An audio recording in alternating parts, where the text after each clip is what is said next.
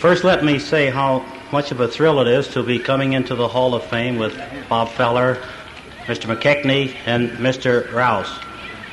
I want to also let you know that I feel quite inadequate here this afternoon, or this morning, but I think a lot of this has been eliminated because today it seems that everything is complete.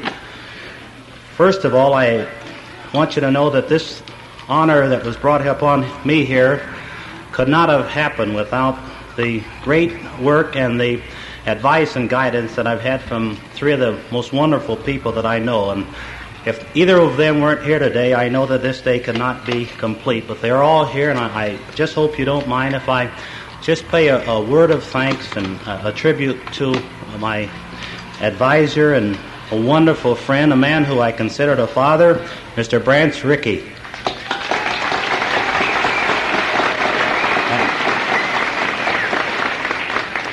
And my mother, who taught me so much of the important things early in life, I appreciate no end. My mother, Mrs. Robinson,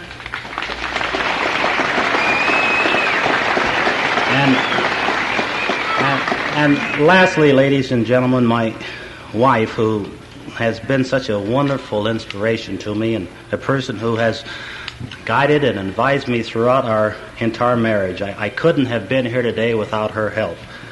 And then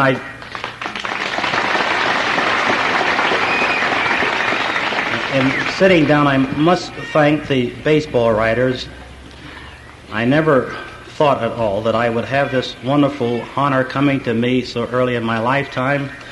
And to have the writers to elect me on the first time is a thrill that I shall never forget. We have been up in cloud nine since the election. I don't ever think I'll come down.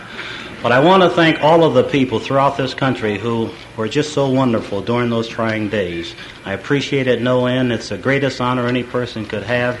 And I only hope that I'll be able to live up to this tremendously fine honor. It's something that I think those of us who are fortunate again must use in order to help others, because it's such a tremendous honor that we should be able to go out and do things to help. I'm just grateful, and I'm sorry it's taken so long, but I just wanted you to know I appreciate it so much. Thank you.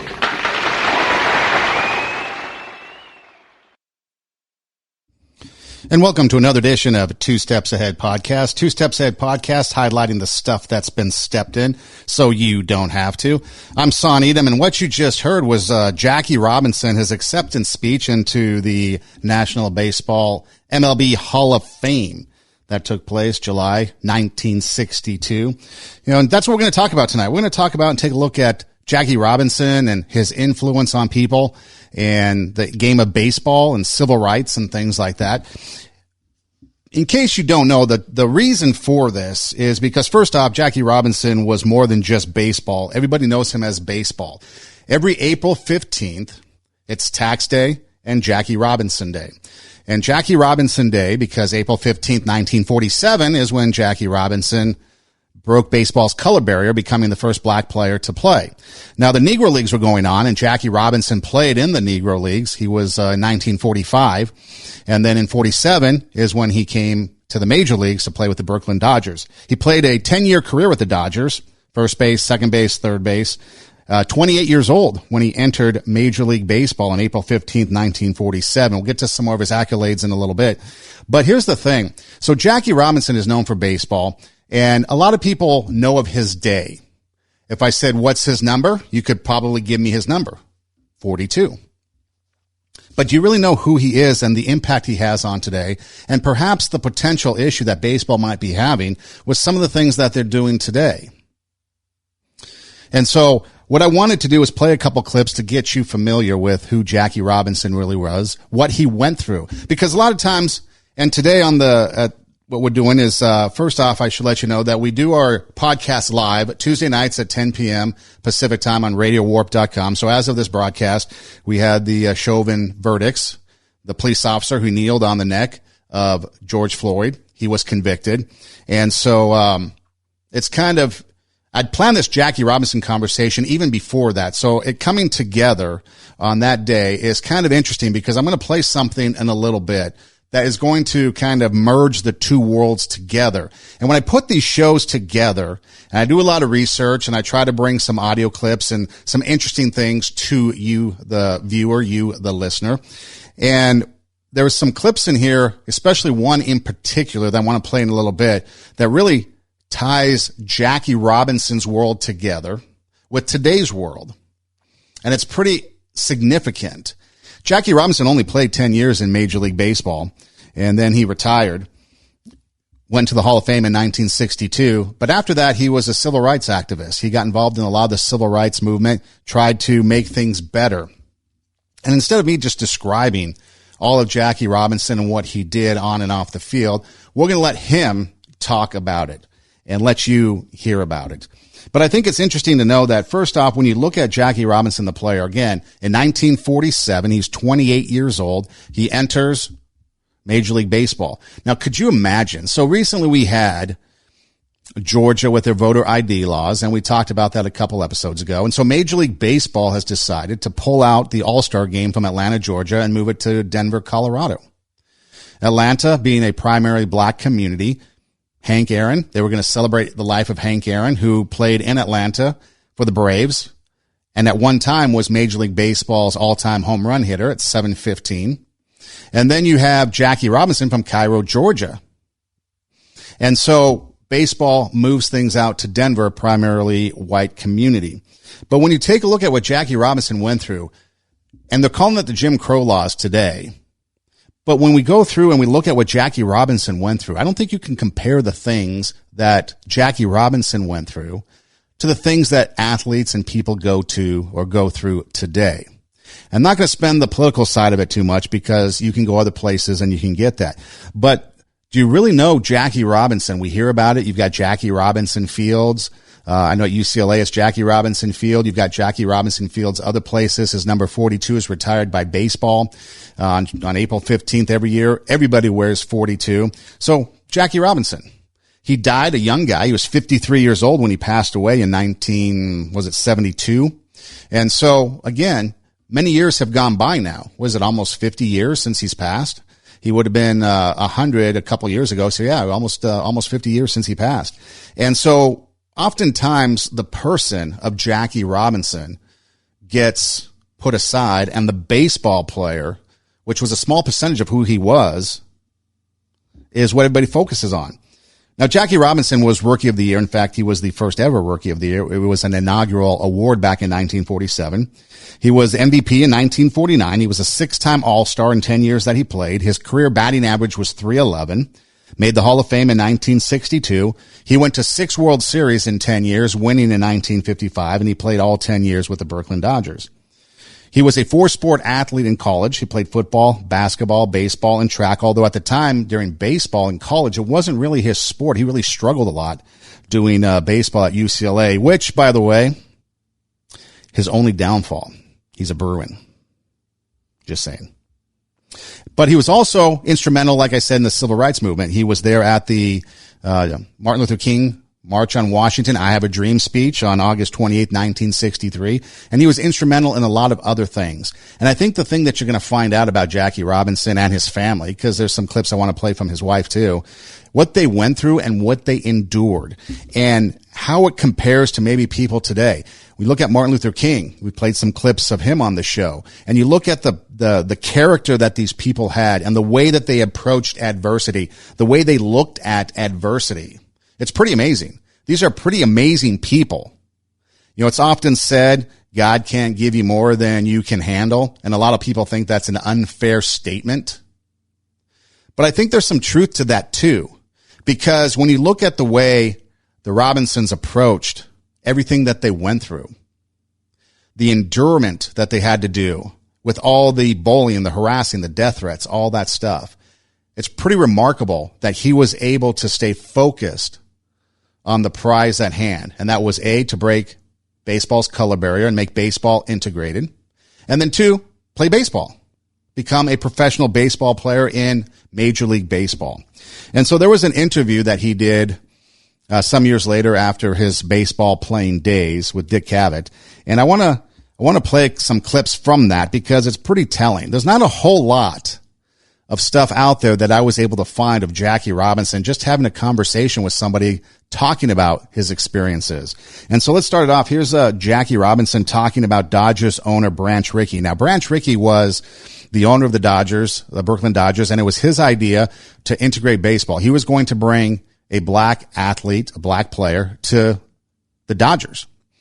And Jackie Robinson wasn't specifically on his mind yet. Jackie Robinson would be eventually on his mind and was playing with the Montreal Royals, a minor league team for the Dodgers.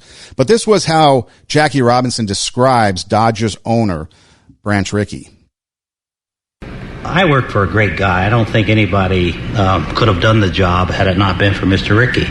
He was constantly advising and guiding, and I had so much confidence in him, I would have jumped off the bridge if he told me to do it. That's how much I believed in him.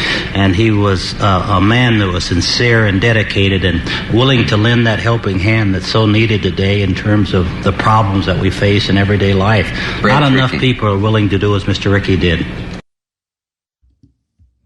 So Branch Rickey, the owner of the Dodgers, wasn't just out to break color barrier and bring Jackie Robinson in. He was there advising him along the way, guiding him, giving him the confidence that he needed to be able to play, to overcome the things that he was going to face. He was sincere about everything that he wanted to give Jackie Robinson, and he was dedicated to that process. And how often is it that we need people around us that are like that? We go out and want to try something, whether it's a job, whether it's an experience, want to play an instrument, play a sport, whatever it is. There has to be a supporting cast there, a supporting cast to be able to lift us up, a supporting cast to be able to lean on when we have to, when we need that support.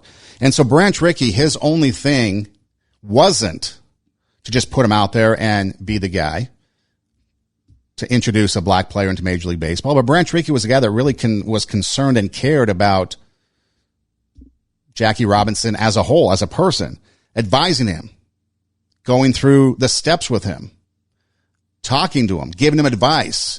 You're going to endure a lot of bullying, a lot of racism, a lot of bad words, a lot of maybe cheap shots, injuries, plays, calls not going your way. But you know what? I'm going to guide you through it. I'm going to help you through it. We're going to give you the confidence to be able to do what you are going to be able to do.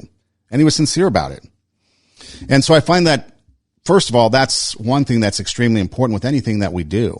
And as we move forward as a society, we need to be able to have that vision of Branch Rickey and be able to look at people regardless of who they are and be, you know what, I'm going to invest in people. I'm going to invest in someone and help them out regardless of who they are. And I'm going to be there to walk that journey, walk that path with them, especially when it comes to something as groundbreaking as what Jackie Robinson was able to accomplish. Because again, you think about a guy who was 28 when he entered the league. Now he's 38, 10 years later when he retires.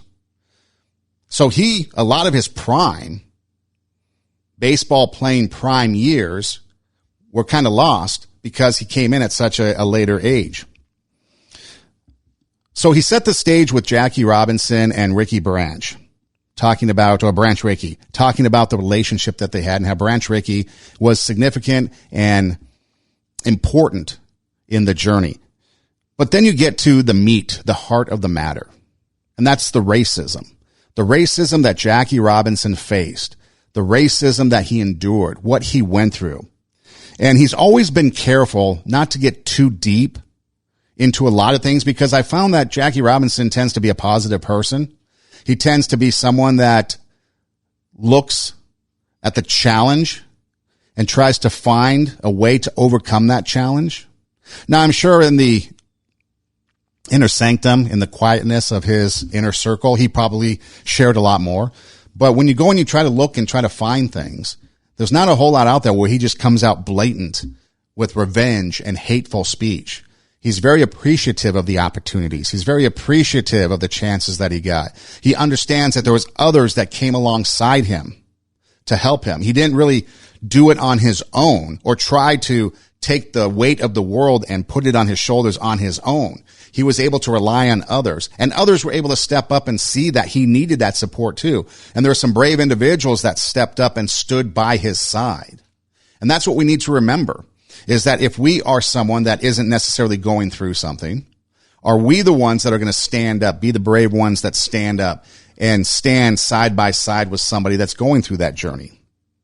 So here's Jackie Robinson talking about the racism that was rampant when he entered Major League Baseball.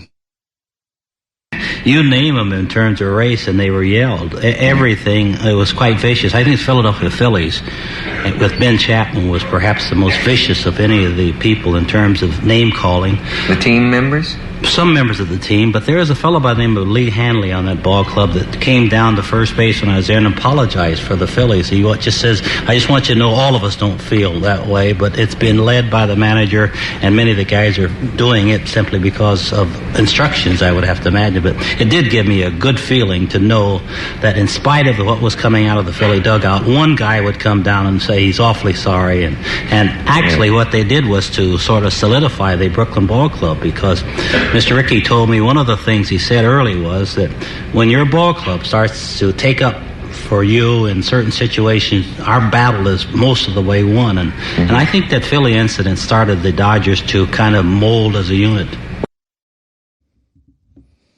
So again, he points out one individual, Lee Hanley, that was on the Philadelphia Phillies that actually came down and apologized for the actions of his team. But you notice talk about systemic racism that was there. The Philadelphia Phillies, led by their manager, Ben Chapman, was so vocal in their racism towards Jackie Robinson.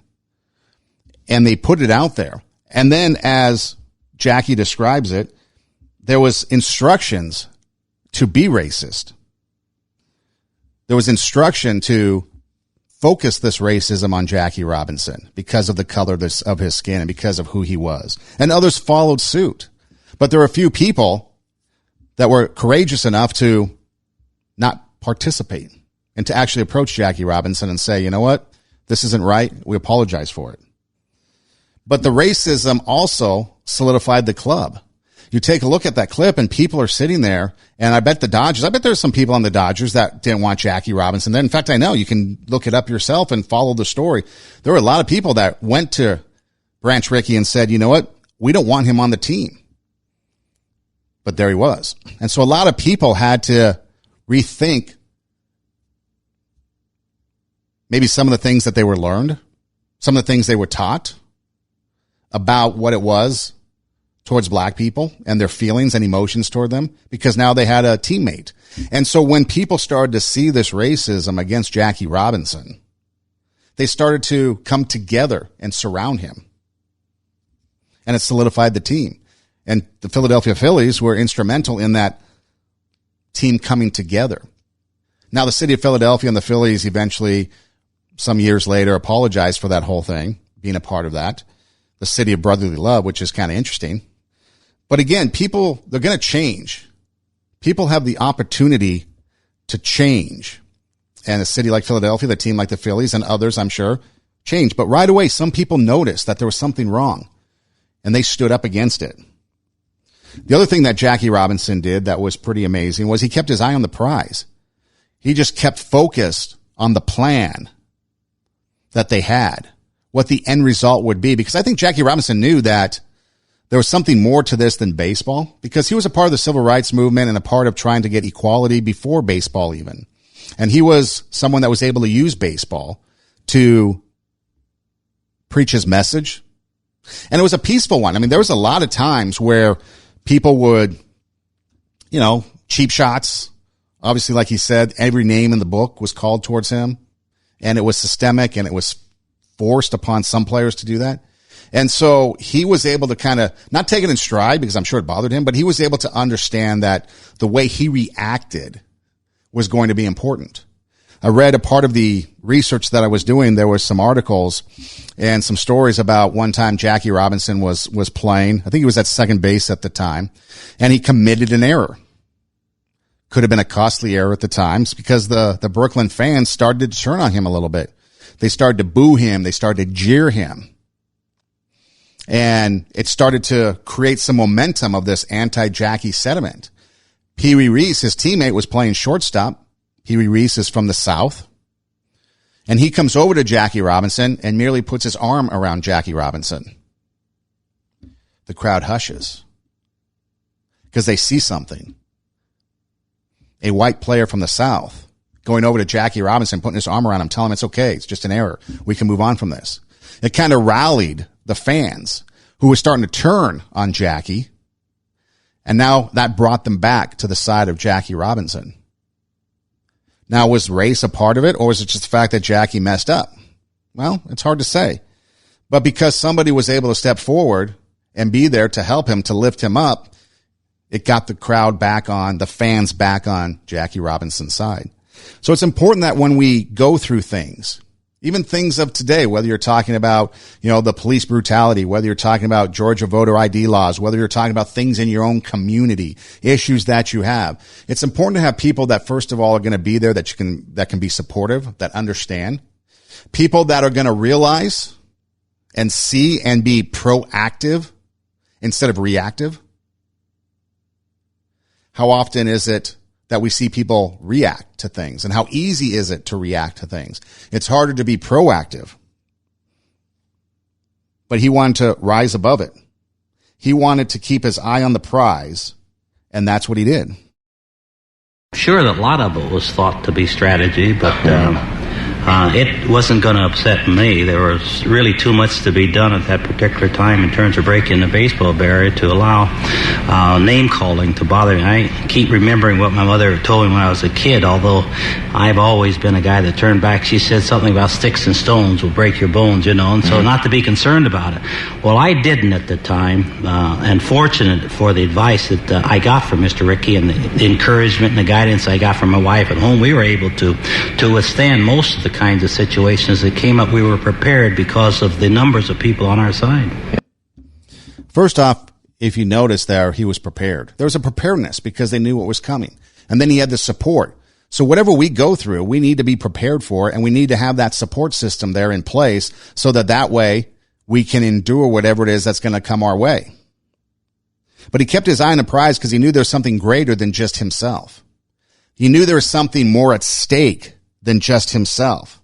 He had that greatness in him, and he was going to let that greatness come out. He was going to raise the standard. He wasn't going to sink to the level of everybody else. Now, he uses the analogy sticks and stones, and if you don't know what that analogy is, sticks and stones may break my bones, but words or names will never hurt me. To a certain extent, I'm sure he applied that, but deep down, some of those things are going to hurt. They're going to sting. But he was able to rise above it, keep that greatness at a high level, raise the standard, inspire people around him, because eventually he won over his teammates. He won over his teammates with his hard play. He won over his teammates and the fans with his personality and who he was. He could have easily lashed back, been reactionary, tried to take vengeance, be retaliatory, but he didn't. He endured it, and he was able to rise above, keep his eye on the prize, and he was able to start to get people, that sentiment towards him. It's not easy. And I think there's a class to that character, and there's a dignity to the character that Jackie Robinson showed that we can learn from. Because it's easy to lash out in violence and in vengeance, and it's easy to go after that quick response, that zing, to try to get back at somebody. But it takes a high road to be able to overlook that and to continue on with who you are and your character and not sink to somebody else's level. We do it on social media all the time. We can sink to someone's level on social media, or in anything else that we do. We can react towards somebody and sink to the level, but are we going to rise above it? Are we going to keep that success mentality, that lion mentality, that championship mentality to go after whatever it is that we've set for ourselves? Or we can get sidetracked with all the other things that are going on, even though the journey might be difficult. And the more you look into Jackie Robinson's life and you look at things that are going on today, and even though those things might be unjust, and even though these things might seem to be because the narrative says it is, that they're bad for certain people, nothing what this guy went through, nothing what Martin Luther King Jr. went through, nothing what a lot of people that have come before have gone through. Here's a clip of Jackie Robinson talking about having a purpose. And again, starting to kind of see how other people are starting to warm up to Jackie Robinson, his influence, and how the sentiment starts to change, how the mindset of people start to change, how people start to realize that Jackie Robinson is just another person as well. that he has value, he has worth, and that what's being done to him is wrong. Well, I think Carl Erskine, who, in my opinion, probably had the most understanding of the whole situation, he was quite concerned. In Roger Kahn's book, Boys of the Summer, he points out that he would feel awfully guilty when we go into a restaurant in the South and all the white fellows would be able to go in and sit down and eat, and the rest of us would have to sit in the bus and wait for a sandwich or something to be brought out to us. And he was guilty that he didn't participate more. But when I think about guys like that, I have to think about lending a helping hand. The Pee Wee Reeses, for instance, a Southerner. And I really believe that it was the Southerner on our ball club that made the Rickey experiment much more of a success than anything else, because I'm sure that all of their lives had heard that there was a great deal of difference between blacks and whites. And when they started to associate with us and they found out that all of the things people said, that you use the same locker rooms, the same showers, the same facilities, something's going to happen, they lost that fear after a short time, and they became, I guess, as aggressive in terms of the success as anybody. Of course, I feel a little good, too, about Dick, because all that time was happening. Nothing was happening to me either, So while they had their fears that things were going to happen to me, to them, I felt good because nothing was happening to me as well. So it made it kind of an even kind of a situation. But the whole situation in breaking the barrier was done simply because we had a purpose in mind to go out and win. And first it was Montreal, then you moved into a town like Brooklyn. And it was just fantastic way the fans responded and reacted. They were a great bunch of people, and I've always been very appreciative for the support and guidance that we got from fans as well as from Mr. Rickey and the family. See, first off, they had a purpose, and that purpose was to win.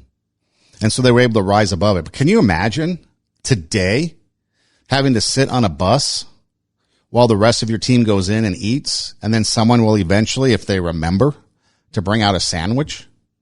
And there's all kinds of stories. You can go to the internet and you can see and read and listen to all kinds of stories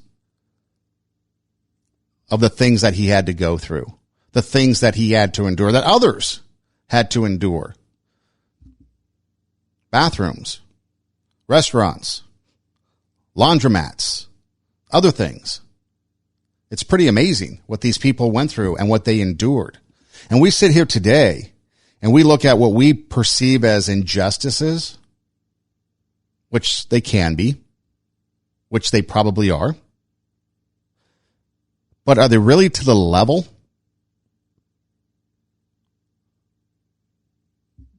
that someone like Jackie Robinson went through?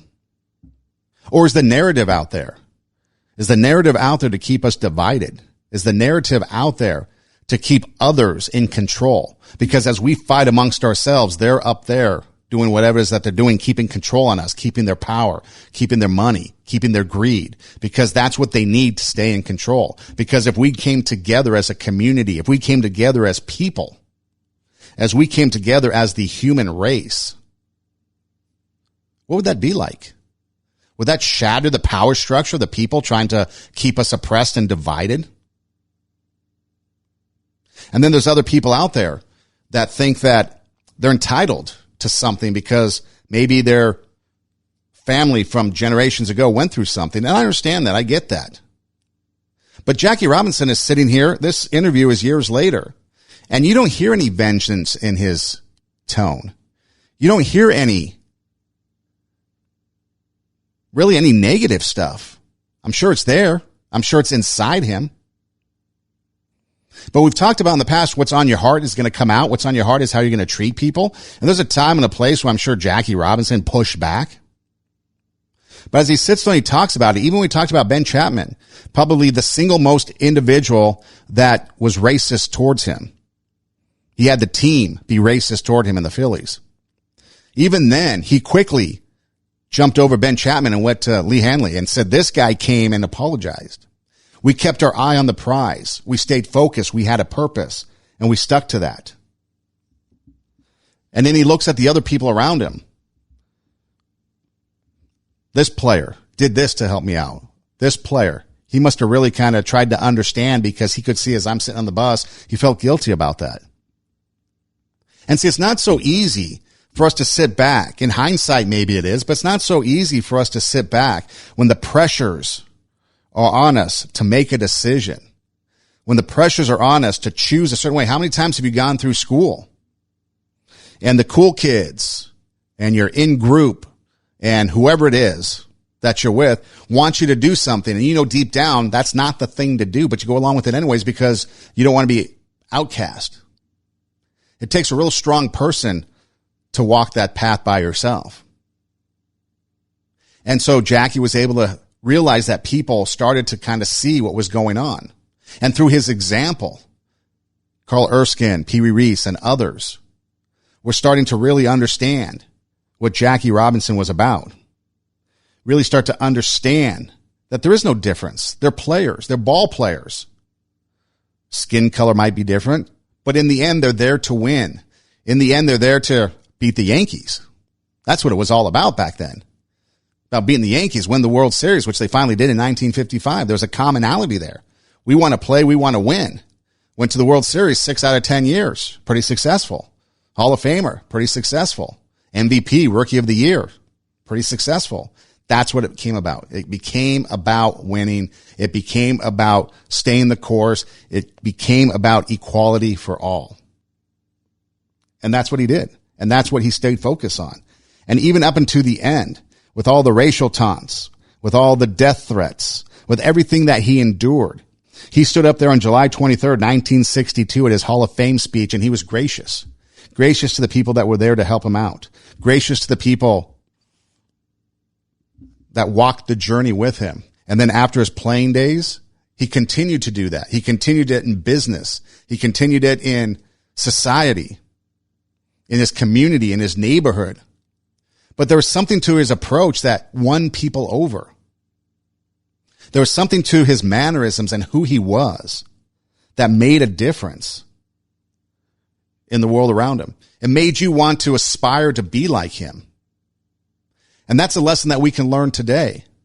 And I think that's why, for me, when I look back at Jackie Robinson and I see the stuff that he went through, and people just think on April 15th, it's Jackie Robinson Day. Yay, we've got a stadium after him. We all wear 42.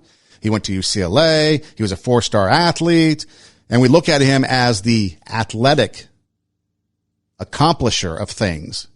But we forget that him as a person was he had such dynamic. He had so much of an impact as a person. And that's something we can draw from. That's something we can emulate.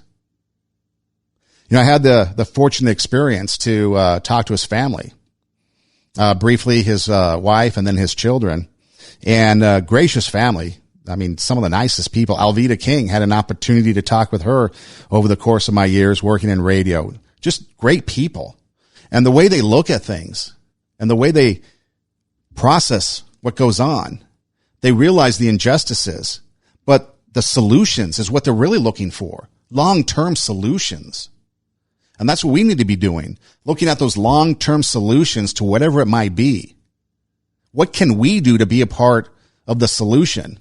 And I think a lot of times today, we have such a knee-jerk reaction.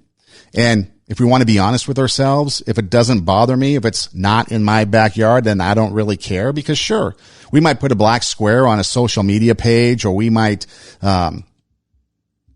post something else, say her name, whatever it might be. And that's the extent of it. But how much are we really not being activists, going out and hitting the streets and protesting and calling it a day? But when it comes down to that grassroots level, our neighbors, the people that are around us, our community, are we doing anything? Are we going out and volunteering and helping out? Are we looking at people in our neighborhood that might need help and assist them? Or do we stay to ourselves? Are we afraid to talk to people? Are we afraid to find out? Are we afraid to ask because we're really not interested? How's that? Hey, how's it going? And then someone actually tells you how it's going, and you're like, oh my gosh, I just wasn't really serious. I was kind of being polite. How many times do we go through that? Hey, how's it going? Oh shoot, this person's really going to tell me? Oh no, I got to be somewhere. I got to get going. We all do that. But what if we were really genuine in that? How you doing? Tell me about your experiences. There's nothing more fascinating, in my opinion, and you can't do it with everybody, but there's nothing more fascinating than learning about other people, their culture, their heritage, what they went through, their experiences, because everybody has it. I mean, I think one of the things that attracted me to the radio business was I would see everybody's biography or where they came from and all the different stations that they worked at and all the different places that they went to, all the different locales. Nobody ever worked at just one place. And if you did, I think you were probably robbed, because there's an experience out there. My experience in Iowa was different from my experience from Nebraska, from Los Angeles, other places I've been. I've talked to a lot of people, some lifelong friends that have never moved or lived any other place. LA is the only place they know. And sure, the world comes to LA, but if you're not out there, you're really not going to know what the rest of the people are thinking, what they're feeling, what they're doing, what they're going through. If you don't talk to other people, other cultures, you're not going to know what they're experiencing, what they're going through. Living in Glendale for many years, you hear about the genocide and the experience that the Armenian culture went through. And when you learn about it and you understand it, it's not just something that happened in history, it's something that's real. What about the Jewish Holocaust? You actually talk to people. You talk to people that went through that, what their experience was. Or just what about people coming here from another country and their experience and what they went through and why they liked coming here, what their drive and desire was to be here, their drive and desire to have equality. Why do people want equality? I've got a clip coming up from Jackie Robinson that is, I think, probably one of the most prominent clips I've ever heard from Jackie Robinson. I'm going to play it in a little bit, but there's a reason why people want equality, not just because they want to be equal, but because they want to be a part of community. They want to be a part of society. They want to be a part because it's in us to be a part of it. It's in us to want to be with other people, to be accepted. And especially when it comes down to color of skin and race, that's not a reason. That's not a reason to exclude somebody. That's not a reason to treat somebody differently. And even though that's the narrative today, you look at leaders, you look at people, you look at Major League Baseball, who celebrates Jackie Robinson Day every April 15th, and you look and you wonder, what's going on? Not too long ago, I read an article. In fact, I have it right here. Jimmy Rollins, a shortstop for the Philadelphia Phillies, in fact. He played, I think he's still in the league, but a 20-year career. When he started 20 years ago, okay, think about it. 1947, Jackie Robinson, the first player in Major League Baseball to be black. Fast forward 20 years ago, 13% of Major League ball players were black. This year, under 8%. And it was brought up because as you celebrate Jackie Robinson Day every year, once a year on April 15th, Jimmy Rollins is thinking, where's baseball's disconnect with the black community? Now, obviously, there's other issues involved. There's socioeconomic issues.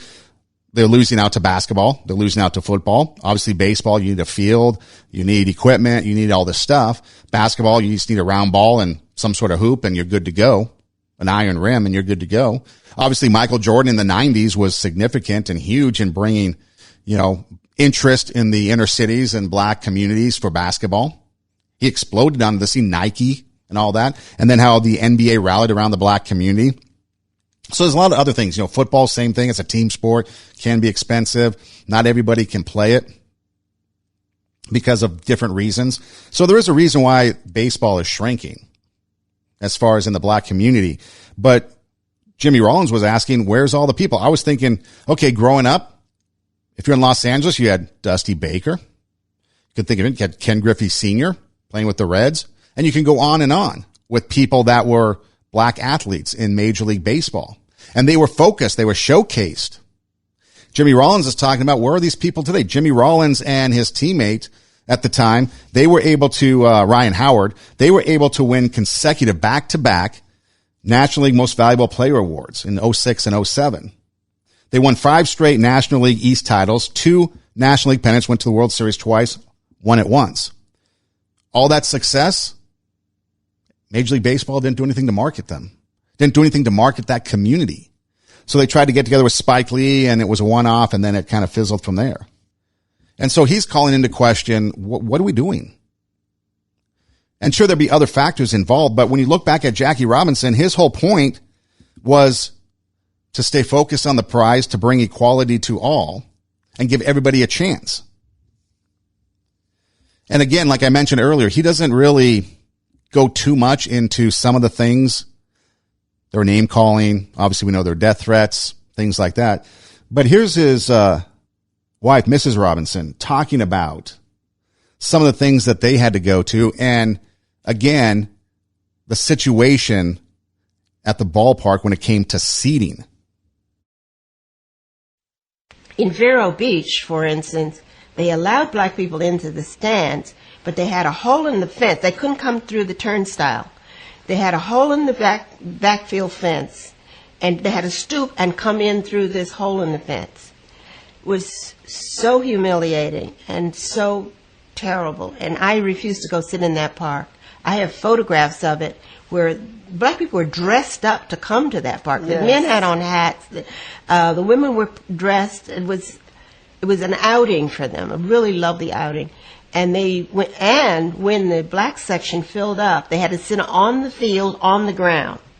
So if a ball came to the outfield, they had to scramble like animals. Yes. It was so humiliating and so distasteful that I used to go to the park and sit in the car, and I wouldn't go in. I'd try to hear the game on the radio. Mm-hmm. So she wouldn't go into the ballpark at Vero Beach. She'd listen on the radio because of the way they treated black fans. They were dressed to the nines. It's an outing. It's an event. You think you'd want to embrace that. And of course, people say hindsight's 20/20, but you want to embrace that. Bring people to the ballpark. They're fans. They're supporting you, but you're going to make them come through a hole in the wall, make them sit on the ground, make them have to run out of the way. And I'm sure if they got in the way, then that's all kinds of trouble, right? Nowadays, which is kind of funny, coming full circle, nowadays, a lot of people would love to sit on the field and run, but it's a different time, a different reason, different perspective. Now, she mentioned on the radio, she'd listen on the radio. Red Barber was the play-by-play guy at the time for the Birmingham Dodgers, and it was so significant for Red Barber because he's from the South. And I'm going to let Red Barber describe his experience when he found out about Jackie Robinson coming to the Birmingham Dodgers. Of course, it was a shock to me when Mr. Rickey told me in confidence that he was going to bring a black player. He told me this before he ever knew Robinson was coming. He told me this in March of 1945. And he didn't come in touch with Robinson himself until late that year. But I knew Mr. Rickey, when he said he was going to do something, he was going to do it. And I had to examine myself. Of course, Mr. Rickey gave me time to either make up my mind to broadcast properly through a very stormy period or quit. And my first reaction was, when I came home, told Lala that I said, I'm going to quit. I don't think I can go through with this. And she said, well, very wise woman. She said, you don't have to quit right now. Let's have a martini. And I began to think about it as the days went by. And I had to understand that it was by chance that I was born white. I could have been born black. I could have been born to any parents, any place, any time. Judge Landis was not dead. And as I wrestled with myself, I heard the voice from the grave saying, report. And that's all there was to it. That's all. That's all it was to it, report. And he decided that he was going to report on it. The other thing we learn is before you make a rash decision, we're supposed to count to 10 before we hit send. Maybe we have a martini before we make any rash decisions. But he thought about it. Here's a guy from the South, from Mississippi, a Southerner. He was shocked when Branch Rickey told him about it in 1945. Remember earlier, Jackie Robinson talking about being prepared, having a support system. Branch Rickey had the knowledge in order to let people know ahead of time. And so then after a while, Red Barber, he reported on Jackie Robinson. He reported properly. He didn't bring his biases in. He didn't bring what he had learned growing up in the South. Red Barber was an adult at this time in 1947. So imagine the 20s and 30s in the South, what that must have been like. And yet he was able to relearn. He was able to realize that what he had been taught was wrong. He changed his mind. He decided, first of all, to do his job, to rise above, kind of like what Jackie Robinson did, right? You starting to see a pattern here with things? These big things come together in history because of the people and because of the people and who they were. It was Jackie Robinson, his character and who he was. It was Red Barber because of the character and who he was. Sure, he was taught a lot of racist things, I'm sure, coming out of the South. But then he was able to think about it, change his mind, realize that there's something different, that what he was taught and learned was wrong. And he changed. And he was instrumental in getting the fans to support Jackie Robinson so that Mrs. Robinson could go sit in the car and listen to something when they were being segregated and discriminated with at the ballpark in Vero Beach. Listen to Red Barber because he embraced the situation. He brought together the community on the radio to support Jackie Robinson. Red Barber was actually the Vin Scully before Vin Scully, in case you don't know who Red Barber is. In fact, Vin Scully mentored under Red Barber, and Red Barber basically groomed Vin Scully, if you might say that. I know that's going to be offensive to some people, but again, Red Barber was there before Vin Scully. Red Barber was the Red Barber. Vin Scully is the Vin Scully. Here's Vin Scully telling a story about Jackie Robinson and the experiences that he had.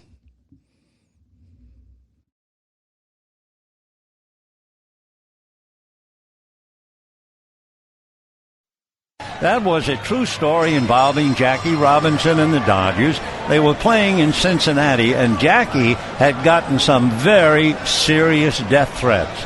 So serious, the FBI, the police department were all over Crosley Field, and they had sharpshooters on the rooftop of Crosley Field. There were sharpshooters on the roof of the laundry back of left field. There were also sharpshooters on top of the post office or first base and down the line. So it was serious, and there was a great deal of tension amongst all of those who knew about it. And the Dodgers had their usual pre-game meeting, and it was even more tense as they tried to get a game frame mentally instead of worrying about Jackie Robinson being shot at. And while the meeting was going on, a Dodger left fielder from Brooklyn, good-natured, happy-go-lucky guy named Gene Hermansky, and all of a sudden, right in the middle of the meeting, Hermansky said, "I've got it." And everybody turned and looked at Gene, and they said, "You've got what?" And he said, "I know what we can do to ease the tension on Jackie." And they said, "What is it?" He said, "We'll all wear number 42.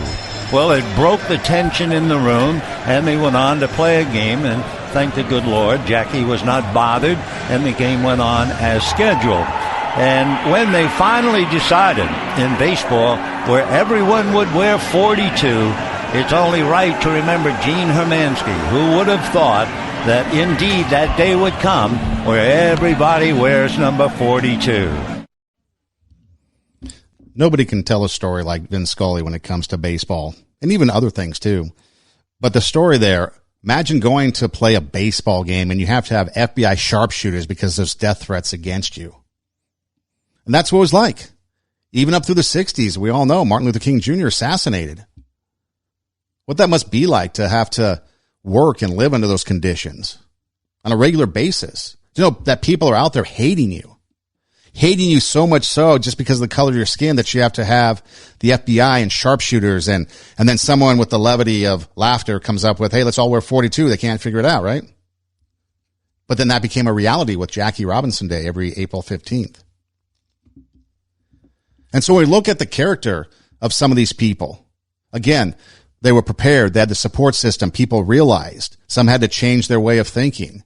Others came around eventually, maybe not at first. Others might have embraced them at the beginning. But it takes some pretty incredible people when you look at it to get these stories of these great significant things that went on in history. Are we going to be a part of those great people? You know, when we had the riots over the summer, a lot of people said they wanted to be on the right side of history. A lot of social media back and forth. I just want to be on the right side of history. Okay, so you're on the right side of history. But what are you going to do to change history? Instead of being on the right side of it, what are you going to do to change history? What are you going to do to have an impact? What are you going to do to be a Gene Hermansky? What are you going to do to be a Carl Erskine or any other number of players, Pee Wee Reese, that came out? What are you going to do? Are you going to be someone that's going to stand on an island? Are you going to be a Lee Hanley, apologize and try to help affect change? You know, Derek Chauvin, the police officer who kneeled on the back of George Floyd for over 9 minutes, was found guilty today. We've all seen the pictures. We all know the story. We've had a year of upheaval because of it. Here's the clip that I was talking about earlier that I want to play, that Jackie Robinson, 1963, Birmingham, Alabama. This is well after he's retired from baseball. A civil rights speech. Take a listen and see if you hear anything that's relevant to what things are like today.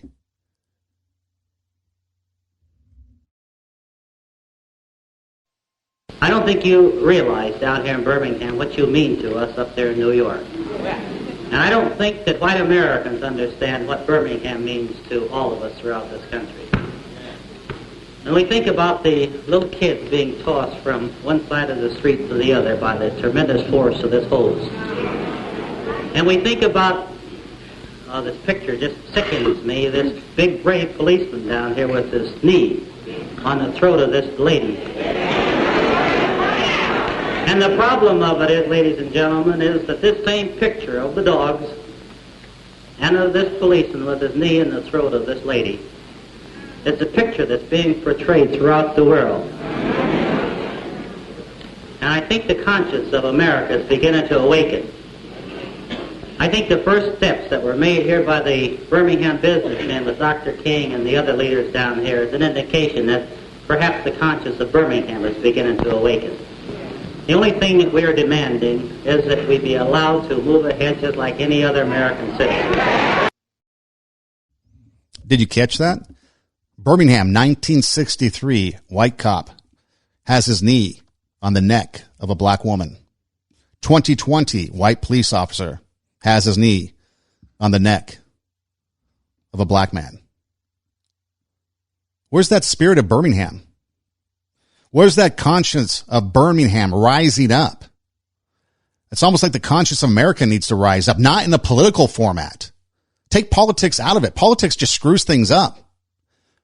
Politics just incites riots and violence. It perpetrates the problem. We need real Jackie Robinson, Martin Luther King style. We need real Pee Wee Reese, Gene Hermansky, Carl Erskine style change once again.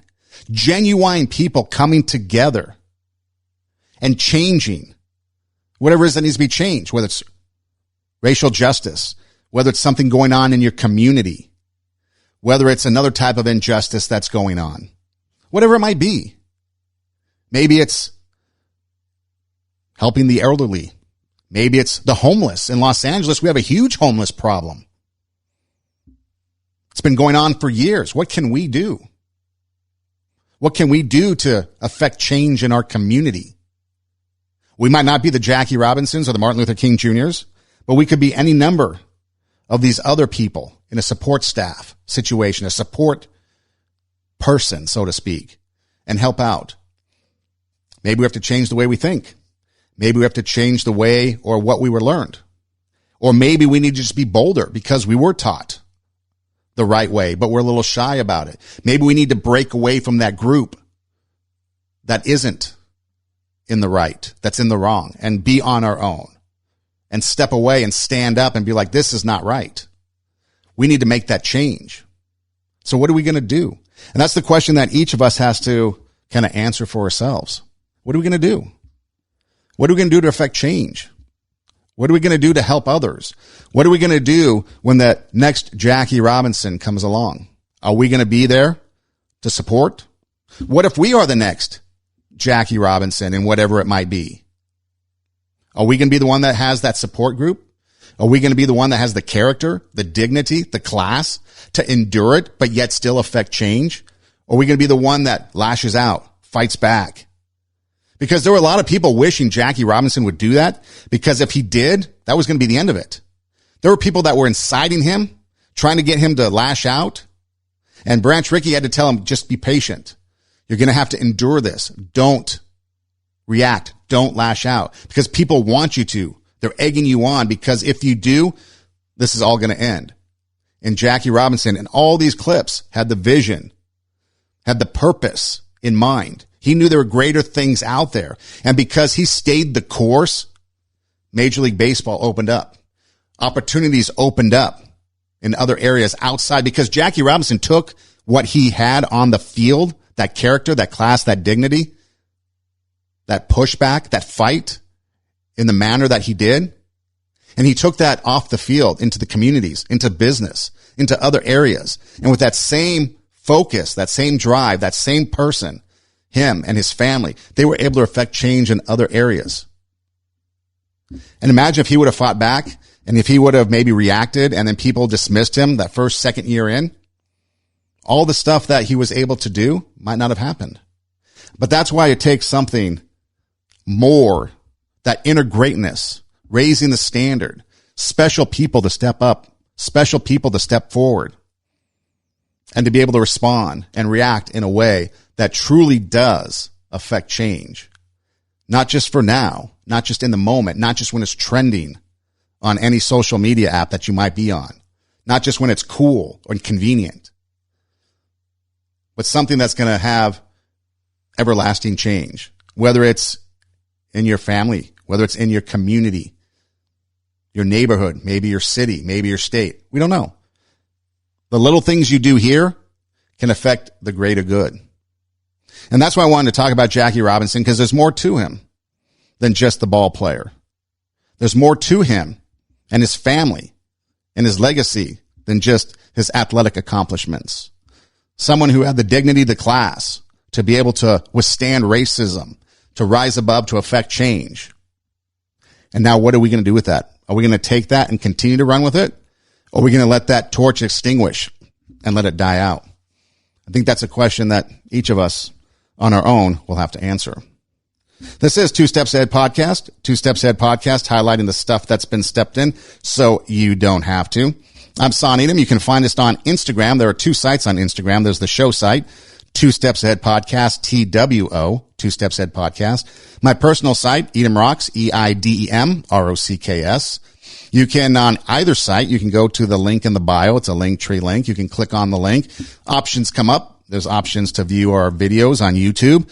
You can subscribe to YouTube and SoundCloud, and that way you get a notification when anytime a new show is posted and you never miss out.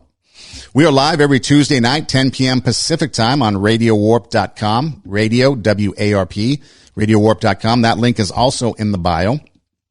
In case you forget, a swag shop. If you like merchandise or like to support the show, there's all kinds of different items. You can just go to swag shop, click that. Comes up. There's shirts, drinkware, hats, all different kinds of sizes, all different kinds of colors and styles. Some stuff for your dog. Your dog can be hip and cool at the dog park.